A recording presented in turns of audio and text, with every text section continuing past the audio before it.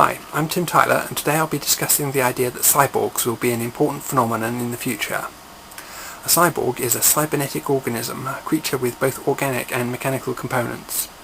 To start with, here's Nick Bostrom to introduce the basic idea. Well, a cyborg would be a biological human that has integrated certain elements of technology into itself. And the exact definition is a little bit fuzzy. So if you have a hip implant, are you a cyborg or not? Or do you have to have some radical chip implant that interacts with your psyche in complicated ways? But that's the basic idea. Cyborgs are a well-known concept in popular culture, and you are probably already familiar with the basic idea. The idea has the support of a number of futurists. Here is Rodney Brooke.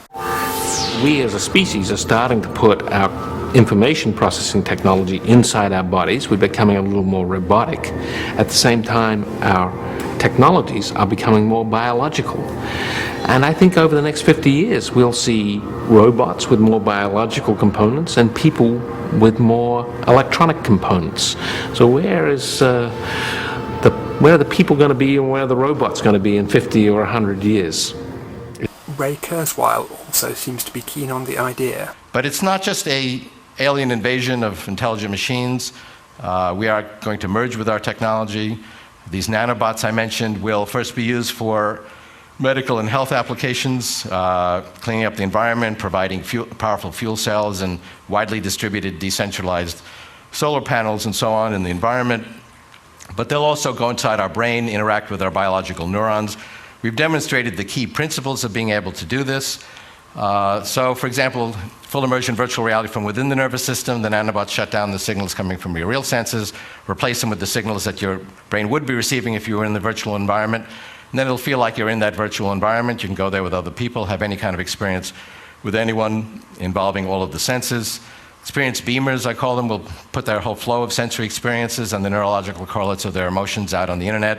You can plug in and experience what it's like to be someone else.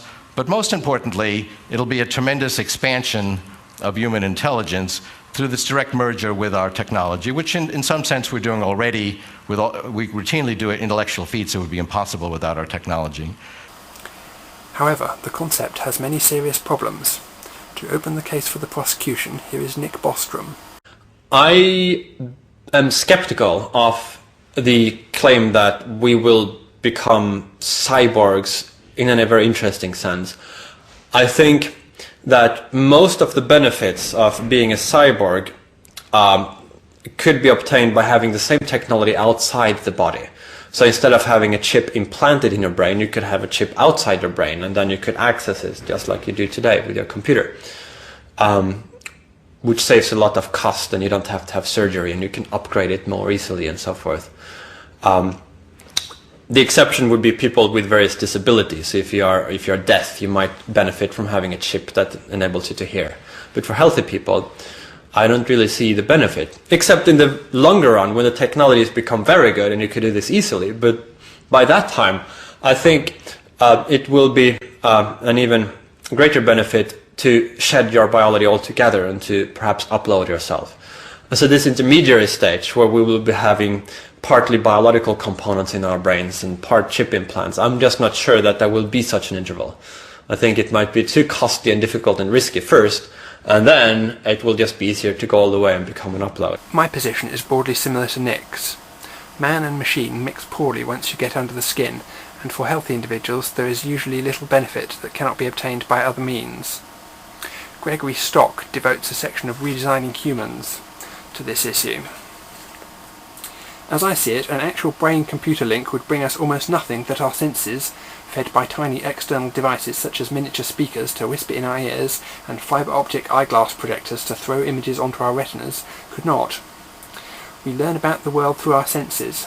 We are wired to respond emotionally to them. This is why our immediate future will almost certainly focus on augmenting and titillating our senses, not on carving some new high-bandwidth superhighway into our brains. We have no reason to veer away from our current path of miniaturizing and refining cell phones, video displays and other devices that feed our senses. A global positioning system brain implant to guide you to your destination would seem seductive only if you could not buy a miniature ear speaker to whisper you directions. Not only could you stow this and other such gear when you wanted a break, you could upgrade without brain surgery. The benefits seem relatively minor compared to what can be done by keeping machines outside the body and interfacing with them through conventional sensory motor channels, while the problems seem enormous: surgery, infection, immune system problems, inaccessibility for maintenance and repair, a damp and hostile environment, no external cables or power supply, and so on. I like to look at things from the perspective of the machines, so what would a machine think about being inside a human? If it could tap into the brain, it would get more intimate access to human sensory and motor channels.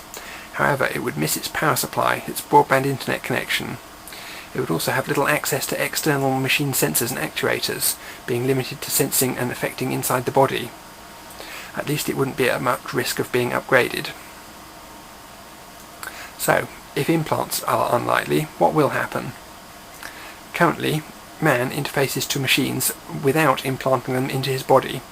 Existing human sensory channels are pre-processed by machines, and human motor output is then post-processed by more machines. This results in what some people call cyborgs, an abbreviation for functional cyborgs. There is a man-machine symbiosis without surgery or implantation. What will we see inside the body? Drugs and nutrients, obviously. The digestive tract may see machine-related activity. However, from my point of view, the digestive tract is outside the body. In other words, a human is a donut, topologically speaking, with the whole representing the digestive system. What about the bloodstream? In hospitals, the vascular system of patients is frequently given a port to the outside world to facilitate the delivery of drugs that need to act quickly or would be destroyed by the digestive tract. It's possible, but a permanent port has to compete with hypodermic needles for delivery and with finger pricking for sampling. It seems like considerable hassle, but maybe one day people will want a frequent influx of something that they can't get into themselves any other way, and so will do it. What about things like RNA interference and gene therapy? Again, these things may prove possible, but they will be the topic of another video. What about further into the future? Ray Kurzweil's vision didn't really involve surgery and mechanical implants. Rather, he skipped many decades into the future and sketched out a vision involving advanced molecular nanotechnology. The problem with this vision is that Ray apparently ignored what was happening in the meantime in the rest of the biosphere. The nanotechnology that can splice into the optic nerve or the human visual cortex and feed it a convincing virtual reality simulation without causing permanent brain damage is really pretty advanced. By the time we can do something as impressive as that, we will be able to do a great many other things, and those other things will probably have left relatively few biological human beings around. Those that remain will probably be in museums of natural history and are extremely unlikely to be running the show. Okay, so how about if we don't go that far? The intimate embrace between humans and machines will probably intensify as time passes. Surely at some stage we will want to stimulate our brains using more than just our external senses. I don't really foresee this happening. Mentally ill folks may use implants to fix themselves, but for healthy folk, by the time we have the skills and the knowledge required to do something useful to the workings of the brain, reasonably safely and effectively, I expect the human brain will have become obsolete. To close, I'd like to offer a somewhat psychoanalytic perspective on the cyborg phenomenon. Humans can see the machines coming over the horizon, and they don't want to wind up in the battle with them that they see so frequently portrayed in the movies. So, they seek to join forces with them, and the cyborg path looks like one possible way of doing that.